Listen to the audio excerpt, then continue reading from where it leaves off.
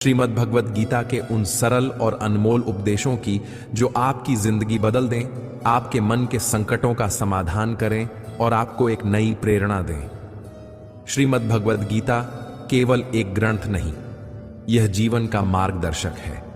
यह भगवान श्री कृष्ण की वाणी है जो सीधे हमारे मन से बोलती है। गीता हमें बताती है कि कैसे हम अपने दुख, भय, मोह और अनिश्चितताओं को समझकर पार पा सकते हैं। अगर आप ध्यान से सुनेंगे और समझकर आत्मसात करेंगे तो गीता के उपदेश आपके हर प्रश्न का उत्तर दे देंगे। आज हम कुछ महत्वपूर्ण बातों को सुलझाकर और सरल भाषा में समझाएंगे ताकि आप इन्हें अपनी रोजमर्रा की जिंदगी में उतार सकें।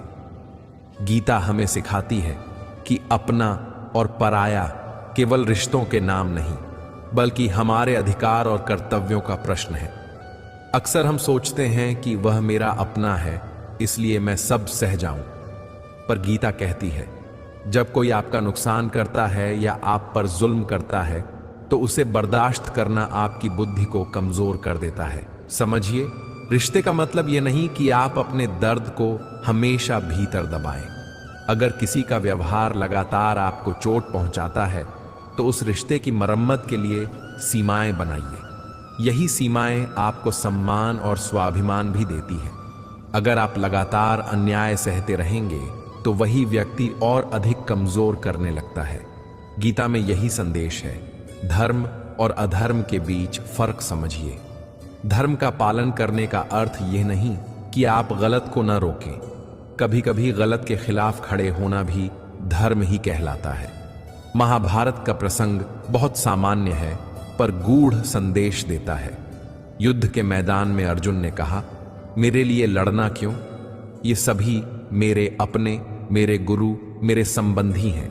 मुझे कैसे युद्ध करना चाहिए? यह वह अवस्था है जब मन का मोह हमारी समझ पर भारी पड़ता है। श्री कृष्ण ने अर्जुन को समझाया, यह बात आपका और पराया तक सीमित नहीं, बात सही और गलत की है। अगर कोई अधर्म कर रहा है तो उसे रोकना आपका धर्म है, भले ही वह आपका रिश्तेदार ही क्यों ना हो। युद्ध का अर्थ केवल शारीरिक युद्ध नहीं, यह आपके अंदर के युद्ध का भी प्रतीक है। हर व्यक्ति के अंदर ऐसी लड़ाइयां चलती हैं, मोह बनाम विवेक, भय बनाम साहस, आलस्य बनाम प्रेरणा। गीता बताती है कि जब धर्म और अधर्म भिड़ते हैं तो धर्म के पक्ष में खड़े होना ही सच्चा पुण्य है। कई बार लोग कहते हैं हमें सहनशील होना चाहिए। यह बात सही भी है, पर सहनशीलता का अर्थ यह नहीं कि आप अपमान सहकर अपने अस्तित्व को मिटा दें। सहनशीलता में भी बुद्धिमत्ता चाहिए। गीता कहती है, बहुत सह लो तो आपकी कमजोरी बनेगी। थोड़ी हिम्मत दिखाओ तो लोग समझेंगे कि आप भी खड़े हो सकते हैं। इसलिए परिस्थिति के अनुसार निर्णय लीजिए। अगर बात छोटी है और माफ करके आगे बढ़ने से रिश्ते बनते हैं तो माफ कर दीजिए। पर अगर बार बार वही गलती हो रही है और आपकी ताकत छिन रही है तो अपने लिए आवाज उठाइए।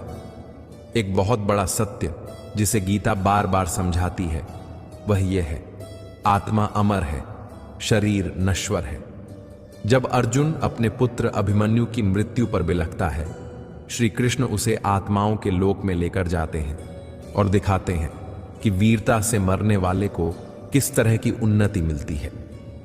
अभिमन्यु के मरने पर विराट दृष्टि यह बताती है कि मृत्यु का अर्थ अंत नहीं, बल्कि एक नया आरंभ है। यह दर्शन हमारे मन को स्थिर करता है।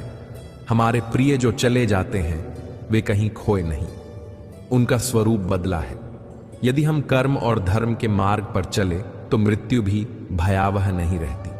यह समझना ही गीता का एक बड़ा उपदेश है। गौतम बुद्ध की तरह नहीं, पर गीता भी कहती है, कर्म करिए पर फल की आस मत रखिए। यह बात आसान नहीं पर बहुत असरदार है। जब आप हर काम को केवल परिणाम के लिए नहीं करते तो आपका मन हल्का रहता है। कर्म का अर्थ है अपना कर्तव्य निभाना, सच्चाई और ईमानदारी से काम करना। फल की चिंता छोड़ दें, इससे भय घटेगा और शांति बढ़ेगी। काम करते रहिए, फल की चिंता भगवान पर छोड़ दीजिए। यही निस्वार्थ कर्म का मार्ग है। हमारी ज्यादातर परेशानियां दो चीजों से आती हैं, भय और मोह। भय हमें पीछे खींचता है। हम सोचते हैं क्या होगा अगर कुछ गलत हुआ। इसी चिंता में हम आगे नहीं बढ़ पाते। मोह हमें बांध लेता है।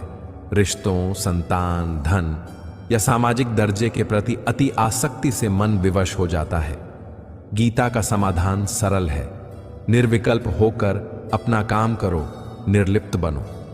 इससे भय और मोह दोनों कमजोर पड़ते हैं। जब मन निर्लिप्त हो जाता है तो व्यक्ति स्वतंत्र हो जाता है। स्वतंत्रता में ही सच्ची खुशी है। कई लोग सोचते हैं प्रेम का मतलब हमेशा छोड़ देना है, पर गीता प्रेम और त्याग को साथ चलना सिखाती है। प्रेम का अर्थ है संवेदना और देखभाल, पर त्याग का अर्थ है अपने प्रेम को इतना नियंत्रित रखना कि वह आपको और दूसरे को नुकसान न पहुंचाए। सीधे शब्दों में प्रेम से जुड़िए, पर मोह में नहीं। अगर किसी से जुड़ने का मतलब आपको अपनी पहचान खोना है तो वह प्रेम नहीं, मोह है। प्रेम में सब कुछ न खोकर भी आप दया, करुणा और देखभाल दिखा सकते हैं। महाभारत के कई प्रसंग हमें सिखाते हैं कि कठिन समय में धैर्य और ईश्वर पर श्रद्धा रखना कितना जरूरी है। जब अर्जुन ने अपनी शक्ति खो दी, तब श्री कृष्ण ने उसे वह शक्ति दी, मन की शक्ति। आपको भी जब जीवन में परेशानी आए तो याद रखिए, इस दुनिया में कुछ चीजें हमारी समझ के परे होती हैं। ऐसे समय में डर कर भागने की बजाय अपने कर्तव्यों का पालन करें और भगवान पर भरोसा रखें। यह विश्वास आपको शक्ति देता है और रास्ता दिखाता है। गीता ने बार बार कहा, मन ही हमारा सबसे बड़ा मित्र और सबसे बड़ा शत्रु है। अगर मन पर नियंत्रण कर लिया तो जीवन एक स्वर्ग बन जाता है, पर अगर मन को अपने मनमाने चलने दिया तो वह अराजकता पैदा करेगा। आत्मनियंत्रण का अर्थ है खुद को जानना, अपनी भावनाओं का निरीक्षण करना और सही समय पर सही निर्णय लेना। बुद्धिमानी वही है जो भावनाओं और तर्क के बीच संतुलन बनाए रखे। एक सरल जीवन जीने के लिए विवेक आवश्यक है। विवेक हमें बताता है कि कब हम किसी रिश्ते को बचाएं और कब उसे छोड़ दें, कब हम माफ कर दें और कब संघर्ष करें। गीता का संदेश यही है, जीवन में हमेशा स्पष्टता रखें, भावनाओं में बहकर निर्णय न लें, अपने अंदर के सच्चे उद्देश्य को पहचानें और उसी के अनुसार कार्य करें। अभिमन्यु की कथा हमें सिखाती है कि वीरता और सत्य के मार्ग पर चलने का फल क्या होता है। उसने धर्म की रक्षा के लिए यौद्धिक साहस दिखाया और उसका फल उसे उच्च आत्मिक स्थान के रूप में मिला। जब हम धर्म के मार्ग पर चलते हैं, इवन अगर रास्ता कठिन भी हो, तो हमारा मन उन्नत होता है और अंततः हमें शांति मिलती है। हर सुबह 5 से 10 मिनट ध्यान। अपने दिन की शुरुआत शांत मन से करें। अपने कर्तव्यों की एक छोटी सूची बनाइए और मन को तय कराइए कि आप आज किस तरह का कर्म करेंगे। निस्वार्थ और ईमानदारी से सीमाएं तय करें। अपने संबंधों में स्पष्ट सीमाएं रखें। अगर कोई बार बार आपको चोट पहुंचाता है तो उसे प्यार से बताइए कि यह स्वीकार्य नहीं है। फल की चिंता छोड़ें। किसी कार्य को करते समय केवल अपने कर्तव्यों पर ध्यान दें, परिणाम भगवान पर छोड़ दें। भाषण नहीं, क्रिया। ज्ञान उठाकर सिर में रख लेने से ज्यादा असर तब होता है जब आप उसे अपने व्यवहार में बदल दें। छोटी छोटी भलाइयां रोज करें। आत्मनिरीक्षण। रात में एक बार अपने दिन का लेखा जोखा लें। कहां आप सही रहे, कहां कुछ सुधार की जरूरत है। माफ करने की कला। छोटे छोटे झगड़ों में अपने घमंड को हरा दीजिए, पर बड़े अन्याय में न्याय का रास्ता चुनिए। श्रीमद् भगवद गीता का सार सरल और साफ है। अपना कर्तव्य किया करो, मोह और भय से ऊपर उठो और अपने कर्म को बिना फल की लालसा के समर्पित कर दो।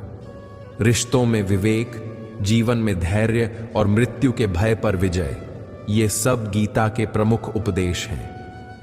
अगर आप इन बातों को अपने जीवन में उतार लेते हैं तो न केवल आपकी परेशानियां कम होंगी, बल्कि आपका अंदर का संतुलन, शांति और आत्मिक विकास भी बढ़ेगा। दोस्तों, गीता केवल पढ़ने के लिए नहीं, यह अनुभव करने के लिए है। इसे पढ़िए, समझिए और अपने जीवन में उतारिए। यह ज्ञान किसी भी समय आपके काम आ सकता है, चाहे आपकी समस्या मन की हो, शरीर की हो, दैविक हो या सामाजिक। किसी जन्म में आप मेरे पिता होते हैं, किसी जन्म में मैं आपका पिता बन जाता हूं। कभी भाई, कभी बहन, कभी मित्र, कभी शत्रु। ये सब केवल शरीर के रिश्ते हैं। आत्मा का न कोई पिता होता है और न ही कोई माता। आत्मा सनातन है, वह जन्म और मृत्यु से परे है।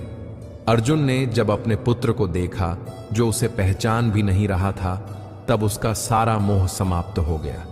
यही गीता का संदेश है कि इस संसार में कोई स्थायी अपना या पराया नहीं होता। गीता का दूसरा उपदेश है, जो चला गया है उसके लिए शोक मत करो। मृत्यु एक अटल सत्य है। आत्मा न कभी जन्म लेती है और न मरती है। शरीर तो नश्वर है, वह बदलता है, लेकिन आत्मा शाश्वत है। इसलिए हमें मोह और दुख में फंसकर अपना जीवन व्यर्थ नहीं करना चाहिए। श्रीमद् भगवद गीता भगवान श्री कृष्ण के मुख से निकले वे दिव्य वचन हैं, जो आज भी उतने ही सत्य हैं जितने कुरुक्षेत्र में थे। अगर हम कहें कि गीता भगवान से भी बढ़कर है, तो इसमें कोई अतिशयोक्ति नहीं होगी, क्योंकि गीता ही हमें भगवान तक पहुंचने का मार्ग बताती है। गीता जीवन में धर्म, कर्म और प्रेम का पाठ पढ़ाती है। यह केवल मनुष्य के वर्तमान जीवन के लिए ही नहीं, बल्कि मृत्यु के बाद के जीवन के लिए भी उतनी ही उपयोगी है। दीपक इसलिए वंदनीय नहीं है कि वह स्वयं जलता है, बल्कि इसलिए कि वह दूसरों के लिए जलता है और स्वयं कभी किसी से जलता नहीं है। यही सच्चा जीवन है, दूसरों के लिए जीना, दूसरों को रोशनी देना और भीतर से निर्मल रहना। हमारी आस्था की असली परीक्षा तब होती है जब हमें वह नहीं मिलता जिसकी हम इच्छा रखते हैं, और तब भी हमारे दिल से प्रभु के लिए आभार ही निकलता है। यह विश्वास ही है जो इंसान को हर परिस्थिति में संभाले रखता है। अगर आप सचमुच अपना जीवन बदलना चाहते हैं, तो सबसे पहले आपको अपना मन बदलना होगा। मन जैसा होगा वैसा ही आपका जीवन होगा। अगर मन में अच्छे विचार होंगे तो जीवन ऊंचाइयों पर जाएगा। अगर मन नकारात्मक होगा तो जीवन नीचे गिरता जाएगा। किसी पर इतना विश्वास करो कि जब वह आपको छलने का प्रयास करे तो उसे स्वयं अपराध बोध हो, और किसी से इतना प्रेम करो कि उसके मन में आपको खोने का भय हमेशा बना रहे। यही सच्चे रिश्तों की पहचान है। श्री कृष्ण कहते हैं, मनुष्य को बुराई से हमेशा बचकर रहना चाहिए। यदि कोई बुरा कर्म करता है तो उसे उसका फल अवश्य भोगना पड़ता है। जैसे सैकड़ों गायों में बछड़ा अपनी मां को ढूंढ लेता है, वैसे ही कर्म का फल हजारों की भीड़ में भी इंसान तक पहुंच ही जाता है। यह प्रकृति का अटल नियम है। माधव कहते हैं, किसी जीव को कष्ट देकर आप मुझे प्रसन्न नहीं कर सकते। मैं तो हर जीव में निवास करता हूँ। यदि किसी छोटे से जीव को भी कष्ट होता है तो वह मुझे भी कष्ट देता है। इसीलिए किसी जीव को दुख पहुंचाना ईश्वर को दुख पहुंचाने के समान है।